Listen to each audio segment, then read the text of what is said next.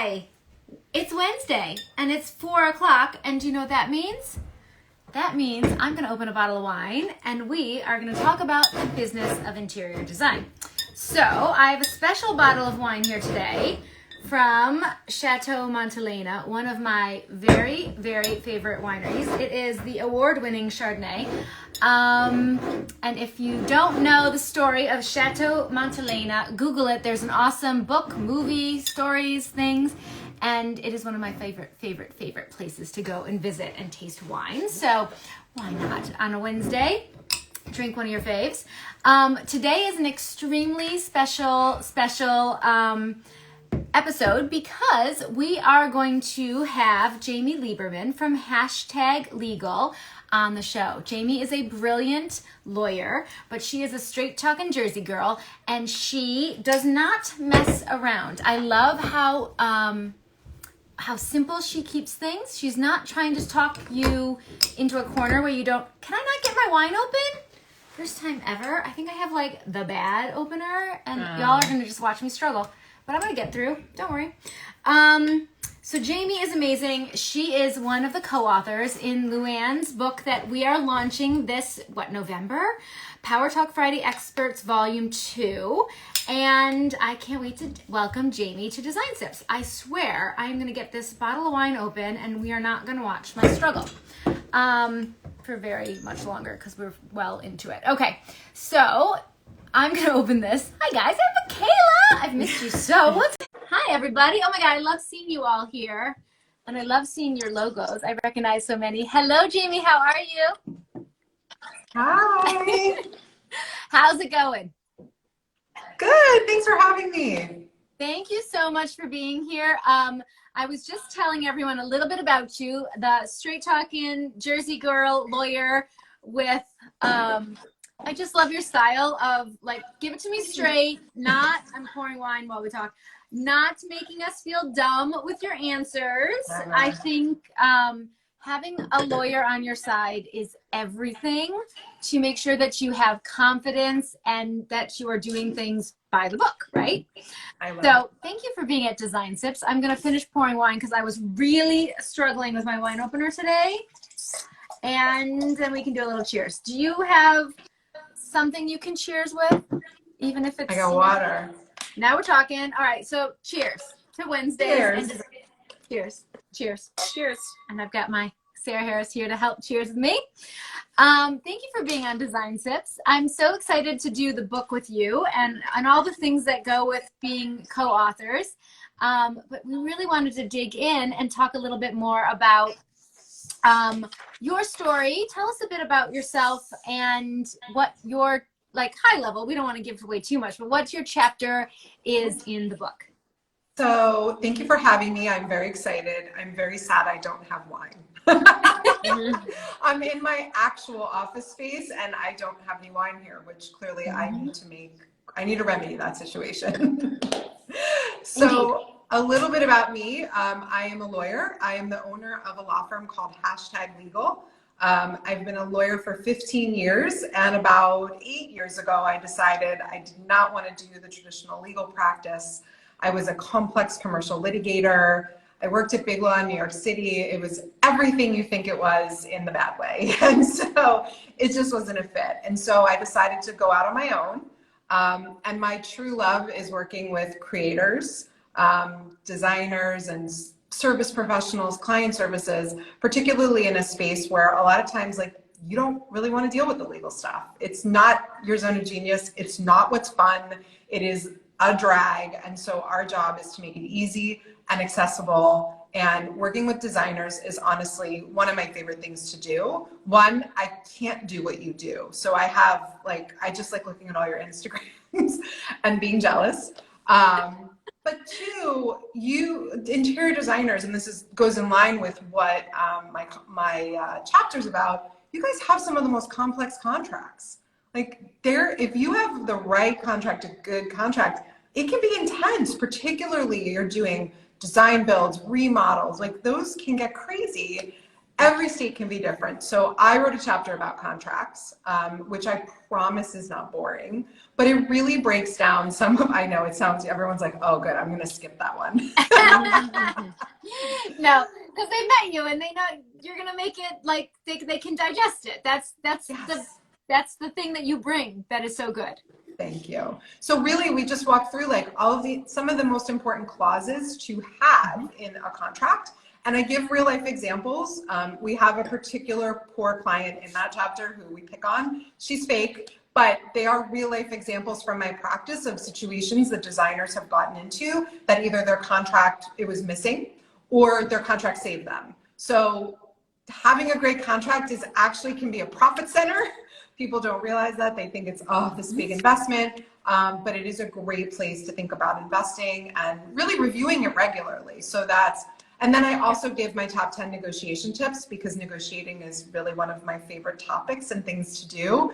And creators in particular, I find sometimes have a hard time negotiating on their own behalf. So I think it's important to remember that you are not just, you are a business owner and you bring something really special to the table. And it's really important to feel strong about advocating on your behalf. So. Yeah. Absolutely. Cheers to that, everyone. I'm seeing lots of hearts. People are definitely feeling it. I have to tell you, my experience with my lawyer started as negative as it gets, right? Like total, it was an oh shit SOS. Like it was like, dear God, hot mess over here. Like need you to rescue me. And it turned into, I found another straight talking female, Jersey girl. Gotta love it. And of course, before I knew you, but, it turned into the most robust and important business relationship of my career, easily. We together think tanked how my business was structured, and we mitigated so many of the issues, and we really worked through, and we brought on another business consultant, and it became this very collaborative, very, not a small project, but it became really, really pivotal in my business because now I am utterly confident that I am protected, that I am in the right, that I'm doing it right, that I am offering services that I am legally able to offer, and that I am really, of course it all goes hand in hand, right? That I'm insured at the level for the services that I offer, like all of these things. If you can get all of that locked down, it starts to really be, okay, now I can actually be creative, which is what I got into this for to begin with, right? Yeah, I totally agree. It just sort of is one of those things where you don't have to wake up thinking about it. And then when you form that relationship, the more that the lawyer that you work with knows your business, they truly are a partner. We strategize, we'll sit down and do audits. I mean, when a client is really ready to sit down, like lawyers see every business. Like I have talked to hundreds of interior designers. I know how all their businesses are structured, and there is so much value to a lawyer who is experienced in the industry, who understands, because we see it all. And we keep it confidential, but I'm able to take that knowledge and say, hey, I saw something that happened here. Let's make sure that we cover you, or have you thought about this structure, or what about this? And so the more a lawyer can sort of get to know a client, the more long-term the relationship is, the better it is. And the faster I can work, because if I'm working with you for a long period of time, you're not going to explain everything to me. And that's really key too. So yeah. I love it. And I love that obviously you're keeping everything confidential, but you can bring industry knowledge to the table all day long. Exactly. Yeah. So I think it's key. And I love that you have that relationship. I think everybody should find somebody who they can have that relationship with. You should feel really comfortable calling your lawyer. Like it shouldn't be dread. You really have to connect with them. And I say that, like, I'm not for everybody, and that's okay. But find that person who, right, I'm the straight talking Jersey girl. No one's good for everybody. That's why, that's the belief in abundance. That's why you're here sharing with us, because you're not giving away, some other lawyer who wants to work with the designers is not going to watch this and take from you, because they are them and they can't take you from you. So like, this is why we can share. Yes, exactly. So find that person that you really connect with, ask those questions, have that conversation. And if your gut as a business owner is like, this person isn't a fit, let it go. It just, you don't want to be that ocean SOS that you were talking about. It's a bad feeling. You really should feel comfortable and confident. Very bad feeling. Yeah. Very bad feeling. Agreed. But, you know, it's so funny. I say all the time, in hindsight, that's the experience that recreated my business and turned it around and made it so joyful to be a part, you know, to come up and work every day and to be in this business. I can now thank that experience for kicking me in the butt and pushing me to get it right and to get it locked down. And every time I'm going through something that is keeping me up at night, I'm like, I'm going to get through this and then I'm going to be thankful. I swear one day I will. Sometimes those hiccups are the worst. Yes, but you really do. You can't, I mean, every single business owner goes through those waves and those, sometimes they are epic fall in your face fails. And oftentimes it's when you pick yourself up from that fail and see how you're going to make it is really how you know your longevity, and it's learning experiences, and mistakes they're okay. They're good. You learn from them. I mean, one of the reasons I was able to start my own business and my own practice is because I worked for a really long time in a work environment I hated. I was so miserable. So I was able to create a law firm out of those experiences because I said, I don't want to be any of those things. Yeah. I want to create something that makes me feel good, that makes me feel comfortable and honors my values. And so sometimes those awful experiences grow amazing things. Oh yeah, it's like the what not to do, right? I know what I don't want this to look like in 10 years. Like exactly what I don't want this to look like. That's right. There's so much. There's a smile on your face. It's working. It's yes. working. I love it. All right, awesome. All right, so I'm going to ask you a few questions. We've been prepared. Designers tend to really struggle with their contracts and agreements. What do you find the biggest roadblocks? So do you see designers just don't want to talk about it until there's a big SOS kind of moment? Yeah, so I see a few things that come up. People who are just starting out in their own business are like, I don't want to invest because I don't know if this is going to make it. So that's the first mentality that I see. So I'm going to either borrow one, find one online, or write something up myself. Because a lot of times, let's face it, when designers are starting, you start with your friends. Yep. So you sort of figure out who you are as a designer, what you want to do, and you're doing it with people you know, so it's safe. So the odds of something going wrong, fingers crossed, are much lower than when your firm starts to grow. But then you're probably pretty good at this, and your friend's going to tell their friend, who's going to tell their friend. And that's when I see in a year or two, or after we've gotten through all of our friends, then they're like, oh God, I'm sending this contract to someone I don't know. Yeah, total unknown. Yeah, and then they're at the point where they're very, very busy. Maybe you haven't hired yet because you're not sure how to scale. And you're just like, I just got to get it done. I just got to get it done. I don't have time to stop. Or it terrifies you because you're like, this is legalese. It's going to cost me $1 million. I don't have the budget. I don't want to put the budget there. All of these things that may or may not be true. They're stories we tell. And so that's another space. And the last space is there's bad contracts out there. Lawyers write bad contracts, just like there are bad designs. And so you may have gotten one of those or had a bad experience with a lawyer, maybe in connection with something else. Or you don't know what it means, but you're afraid to ask. Like I sit with any client who wants it, and I will literally walk through every single clause and explain it in plain language. It takes us maybe 20 minutes of time, but my clients will be writing notes. That way, when you sit down and hand this contract to your client and they say, what's this limitation of liability clause mean? You can answer. And you can say, hey, my understanding is it means this. And you feel comfortable negotiating those terms. And so those are the reasons I think a lot of designers sort of like, you know, they haven't found the right person, they had a bad experience, or it's just, there's no time, you're busy. Yeah. And I think also, you know, we hear it's used, the lawyer example of the hourly rate is used so often in the interior design circles, right? That I think it's like the big scary like investment number, but I can speak from experience. It is worth its weight in gold all day long, like all day long, worth its weight in gold to have a contract that you not only are protected and feel confident about, but that you can confidently explain to your clients. So it works for your business. Yeah, and it works for your business, and Yeah. it's structured to you. Like, Yes. if you don't like, you know, you have to make a business that you like, because it's otherwise go work for somebody else. Like, yeah, why not? every designers, honestly, like I've seen this because I've worked with so many for such a long period of time. Designers change how they do work. You start at flat fee, then you go to hourly, then you have a hybrid, and it's going to change. And a project, different projects are different depending on who you're working with.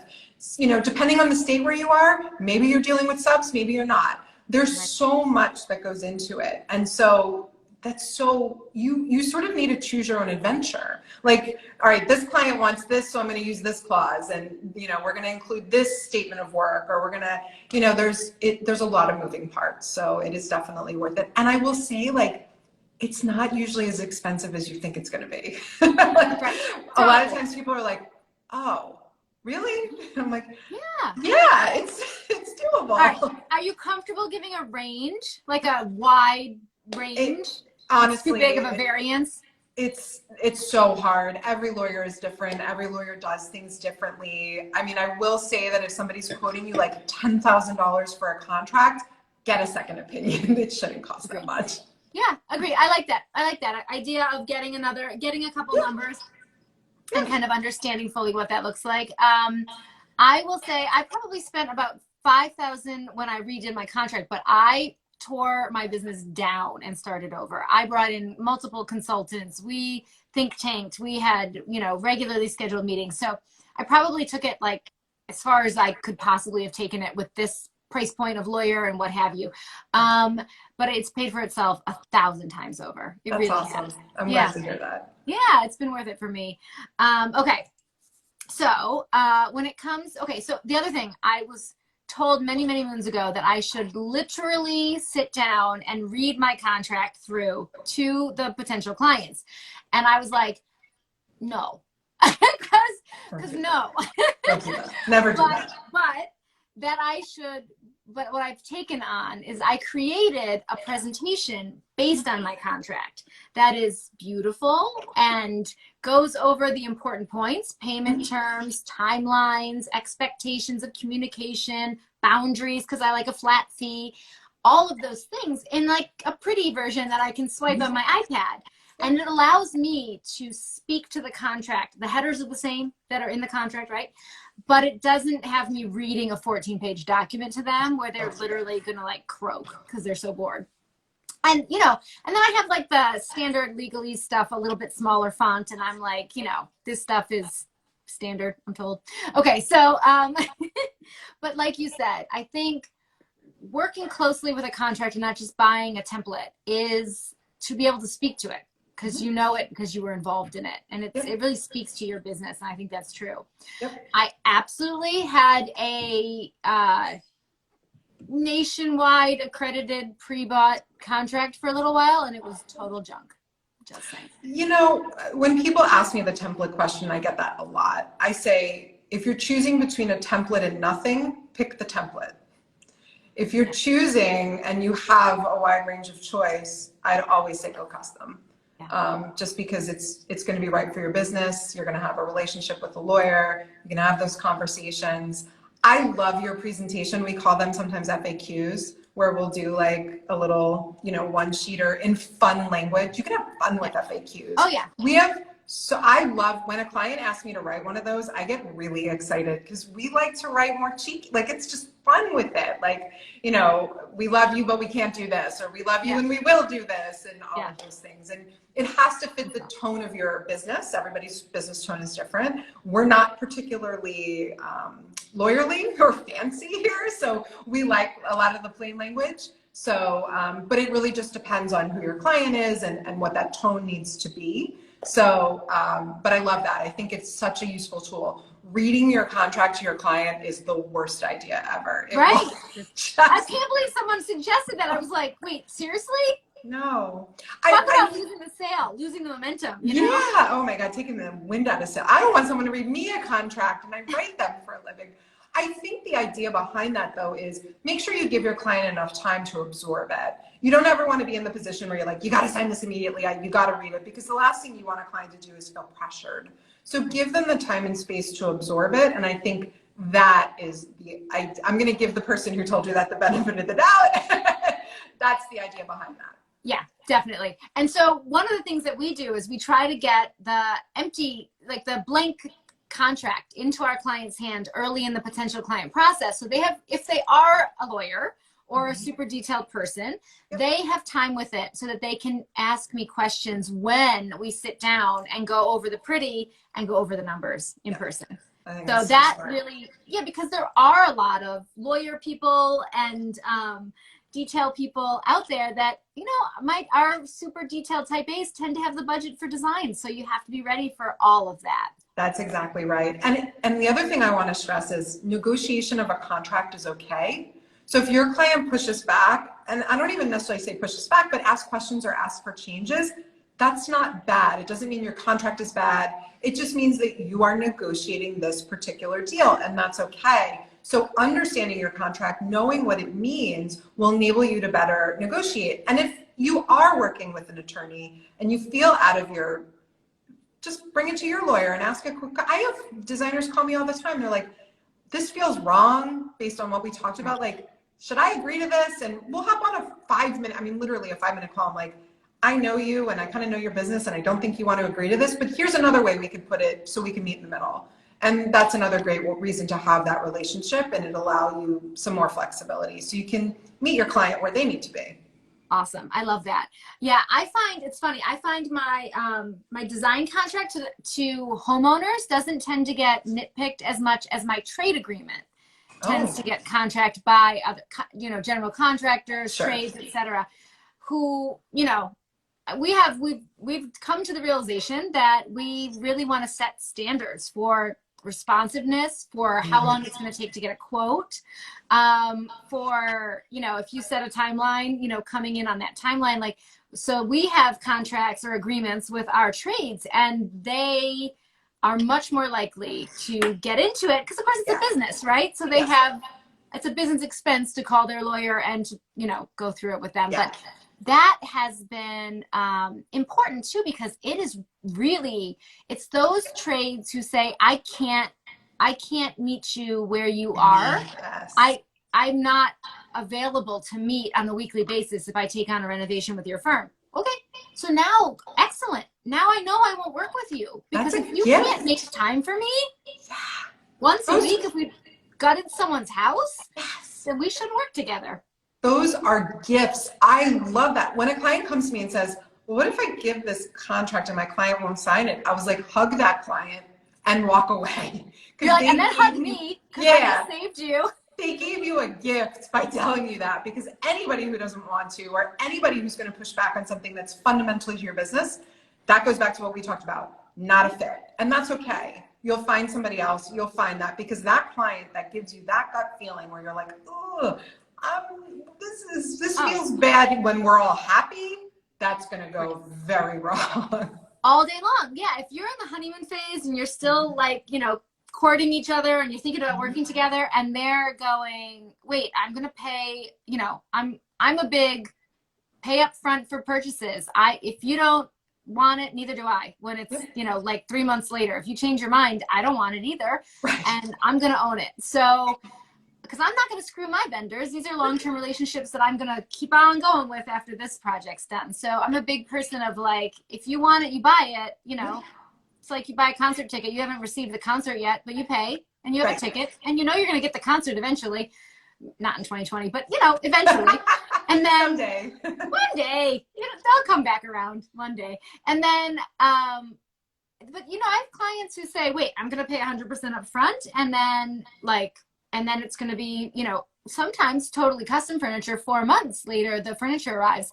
And if I, answer them confidently and feel really good about it and say, of course, but if you don't want it, neither do I. If you change your mind, things happen. And I've had things happen.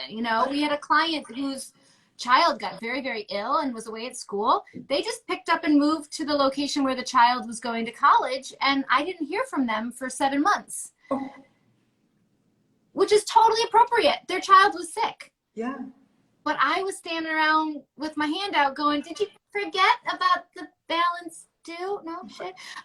So time to fix it, right? It was like, I'm not going to put myself in that situation. So if somebody feels like really put out by 100% upfront, we're not a fit. It's okay. That's exactly right. That's exactly right. And staying strong in those convictions, and that just comes in the amount of time that you've spent working, and the longer you do it, the more comfortable you feel setting those boundaries. And they're critical for business. I mean, they're critical. But clients will take what you'll give. Of course, of course, of course. And it's funny because if it's just a principle or if it's just a recommendation and it's not in your contract, it's really easy to waver in that moment. But if it's written down in your contract, it is a principle by which you do business, right?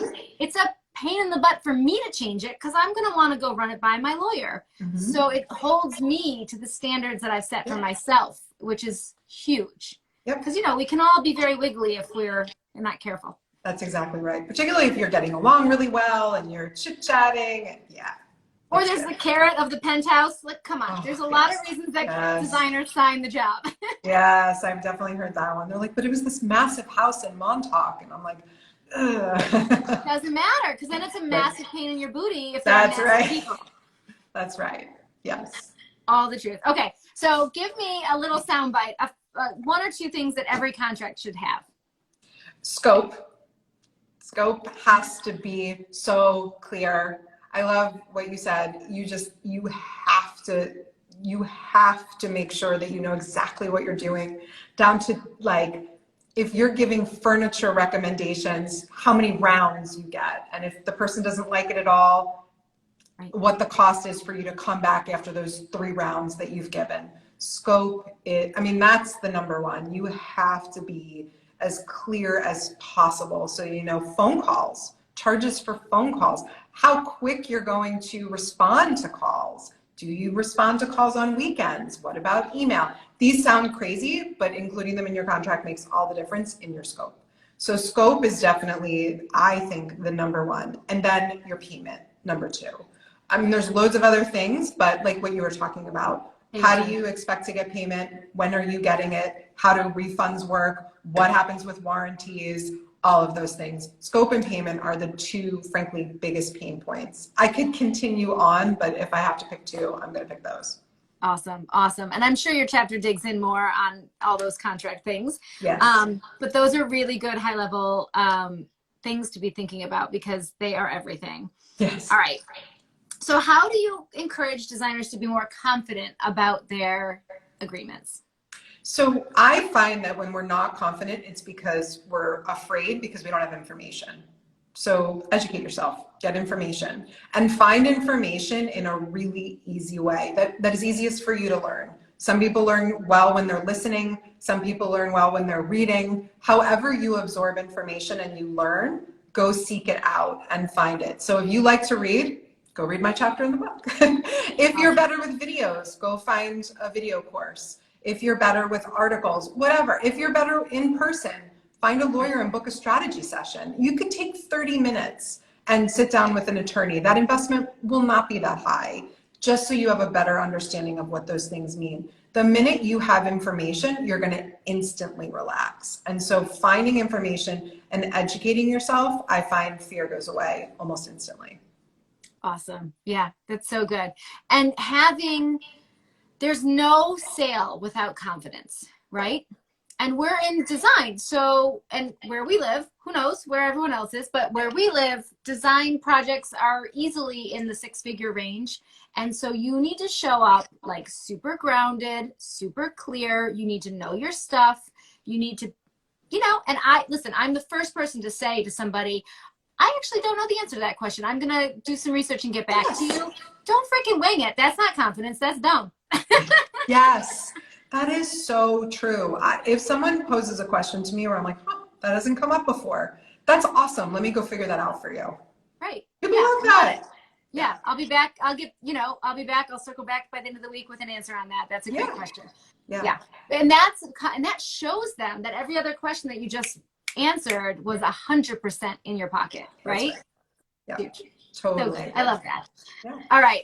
Sarah Harris has been watching the comments and has going to tell us if there's any burning questions that we need to answer or ask? There's no burning questions right Okay. now, and we got through our list of little questions. Nice. But if you have a question, comment it below. Awesome. And we would love to know maybe what is Jamie's like most frequently asked question by designers. Yeah. Any other design tips that you hear this question all the time, and you may as well just bedazzle this audience with the answer. I love it. So my most common questions are definitely tend to be around contracts. We've talked so much about client agreements, but I think we should really touch on trade agreements. A lot of people skip that. Yeah. That's a big one. So making sure that you have a good agreement with your trades, depending on what your relationship is. Also know the licensing rules around that. So that's a very common one. Every state is different. Can't give legal advice on that one, but just make sure you know what you are allowed to do in the state where you're doing business. Because in some states it's really restricted, in other states it's not at all. So, and there's nothing, I can't fix that. I do get that. They're like, how can I get around this? I'm like, you can't. No, you can become a general contractor if you want to do that. That's how you get around it. Yeah. So and I went out and got my license because I was like, oh, there's some stickiness around that. Let me go get that mitigated because I really didn't want no stickiness. Thank you. I think that's great. And I think a lot of designers end up doing it. And then some designers decide this isn't worth it. I'm just going to let that part go. So you have to figure that out. But I am always encouraging, like, go get that license if you can. Yep. In some states, it's just you write a check. In other states, it's a lot more complex. So, just knowing those rules, knowing how you work with trades, I think is important. That is a very common question that we get. Employees versus contractors is another really big question. So when you're hiring, when you're scaling, when things are crazy and you're like, I need help, know who you're hiring and understand whether or not you're hiring an employee or a contractor. And there are distinctions between the two. So that's another very common question that I get. Yeah, that's great. And it is such project-based work, but there's more to it than that. There's the, all the layers. All the layers. I love that. That's huge. Okay, I think so we have one more, we have a question from a commenter. Excellent. So how do you fire a client who isn't listening? They've changed the scope that was in the contract, but they want to keep working with you.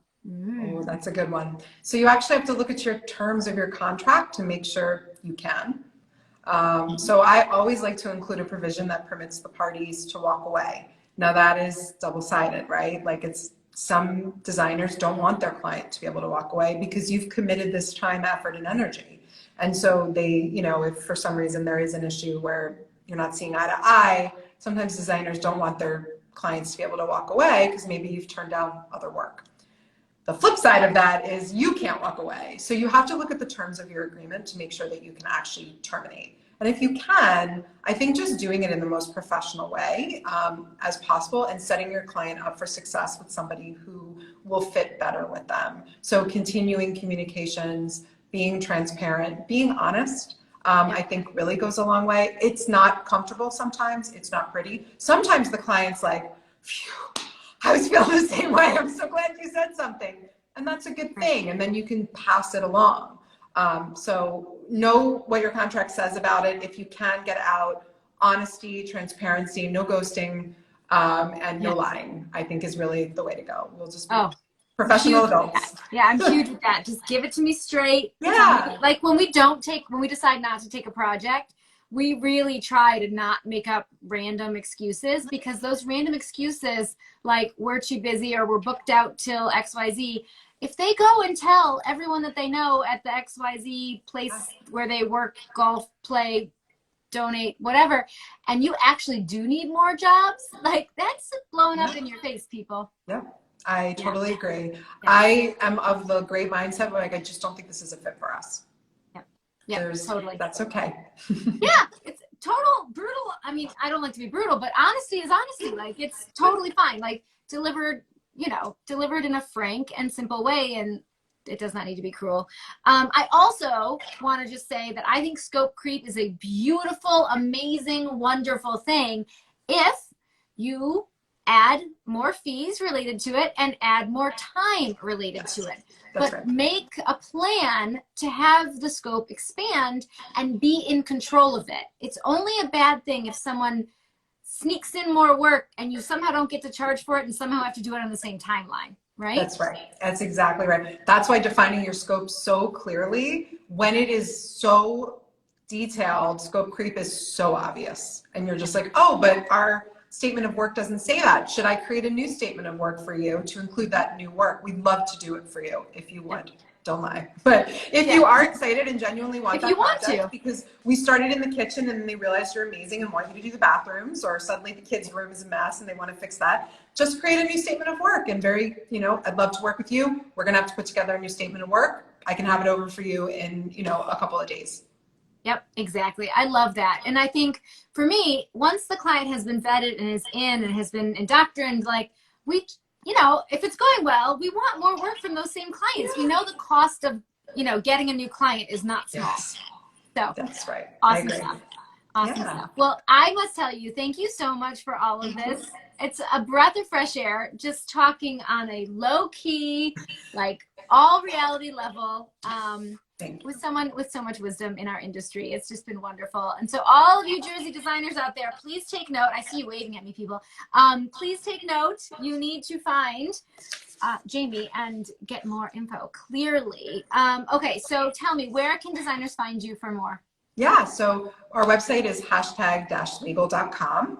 You can find us on Instagram. We actually love creating content on Instagram and we have a lot of fun with it. So we're #_legal there. If you want to reach me directly, you can just email me, Jamie, Jamie, at #legal.com. Awesome. Awesome. Awesome. Thank you so much for being here. I truly appreciate it. And I will see you for the book tour. Yes, I can't wait. I'm looking forward to it. Coming up so soon. All right. Cheers, everybody. Happy Wednesday. Thanks, Jamie. Cheers. Thank you.